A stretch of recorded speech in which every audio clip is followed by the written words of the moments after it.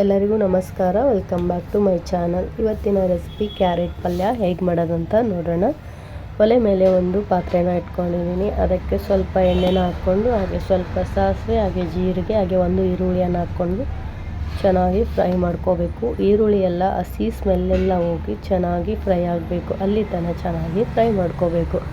ನಂತರ ಇದಕ್ಕೆ ಸ್ವಲ್ಪ ಅರಿಶಿಣದ ಪುಡಿ ಹಾಗೆ ಸ್ವಲ್ಪ ಖಾರದ ಪುಡಿ ಹಾಗೆ ಸ್ವಲ್ಪ ರುಚಿಗೆ ತಕ್ಕಷ್ಟು ಉಪ್ಪು ಎಲ್ಲವನ್ನು ಹಾಕ್ಕೊಂಡು ಚೆನ್ನಾಗಿ ಫ್ರೈ ಮಾಡ್ಕೋಬೇಕು. ಇದೆಲ್ಲ ಚೆನ್ನಾಗಿ ಎಣ್ಣೆಯಲ್ಲೇ ಫ್ರೈ ಆಗಬೇಕು. ನಂತರ ಇದಕ್ಕೆ ಸಣ್ಣದಾಗಿ ಕಟ್ ಮಾಡ್ಕೊಂಡಂತಹ ಕ್ಯಾರೆಟ್ನ ಕುಕ್ಕರಲ್ಲಿ ಒಂದು ವಿಸಲ್ ಆಗೋ ತನಕ ಕುದಿಸ್ಕೋಬೇಕು. ಒಂದು ವಿಸಲ್ ಆದ ನಂತರ ಅದನ್ನು ತೆಗೆದು ಈಗ ಇದಕ್ಕೆ ಹಾಕ್ಕೋತಾ ಇದ್ದೀನಿ. ಈಗ ಇದನ್ನು ಸಣ್ಣ ಉರಿಯಲ್ಲೇ 2-3 ನಿಮಿಷ ಚೆನ್ನಾಗಿ ಫ್ರೈ ಮಾಡ್ಕೋಬೇಕು. ಚೆನ್ನಾಗಿ ಮಿಕ್ಸ್ ಮಾಡ್ಕೋಬೇಕು. ನೋಡಿ ಈ ಥರ ಚೆನ್ನಾಗಿ ಹಾಗೆ ಫ್ರೈ ಆಗುತ್ತೆ.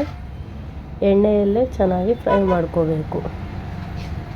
ಕುಕ್ಕರಲ್ಲಿ ಒಂದು ವಿಸಲ್ ಆಗೋ ತನಕ ಕುದಿಸ್ಕೊಂಡಿದ್ದೀನಿ. ಸಣ್ಣದಾಗಿ ಕಟ್ ಮಾಡಿಕೊಂಡು ಈ ಕ್ಯಾರೆಟ್ನ ಈಗ ಇದಕ್ಕೆ ಹಾಕ್ಕೊಂಡು ಚೆನ್ನಾಗಿ ಫ್ರೈ ಮಾಡ್ಕೋತಾ ಇದ್ದೀನಿ. ಹೀಗೆ ಚೆನ್ನಾಗಿ ಫ್ರೈ ಮಾಡ್ಕೋಬೇಕು. ಎಣ್ಣೆಯಲ್ಲೇ ಚೆನ್ನಾಗಿ ಫ್ರೈ ಆಗಬೇಕು, ಆದರೆ ಟೇಸ್ಟ್ ತುಂಬಾ ಚೆನ್ನಾಗಿ ಬರುತ್ತೆ. ಸೊ ಈಗ ಕ್ಯಾರೆಟ್ ಪಲ್ಯ ರೆಡಿಯಾಗಿದೆ. ಈಗ ನೋಡಿ ಇದಕ್ಕೆ ಒಂದು ಪ್ಲೇಟ್ನ ಮುಚ್ಚಿ 2-3 ನಿಮಿಷ ಬಿಟ್ಟರೆ ಪಲ್ಯ ಬೇಗನೆ ರೆಡಿ ಆಗುತ್ತೆ. ಸೊ ಈ ವಿಡಿಯೋ ನಿಮಗೆ ಇಷ್ಟ ಆಗಿದ್ದರೆ ಒಂದು ಲೈಕ್ ಮಾಡಿ ಹಾಗೆ ಶೇರ್ ಮಾಡಿ ಹಾಗೆ ಸಬ್ಸ್ಕ್ರೈಬ್ ಮಾಡಿ. ಪ್ಲೀಸ್ ಸಪೋರ್ಟ್ ಮಾಡಿ ನಮ್ಮ ಚಾನಲ್ಗೆ. ಪ್ಲೀಸ್ ಸಪೋರ್ಟ್ ಮಾಡಿ.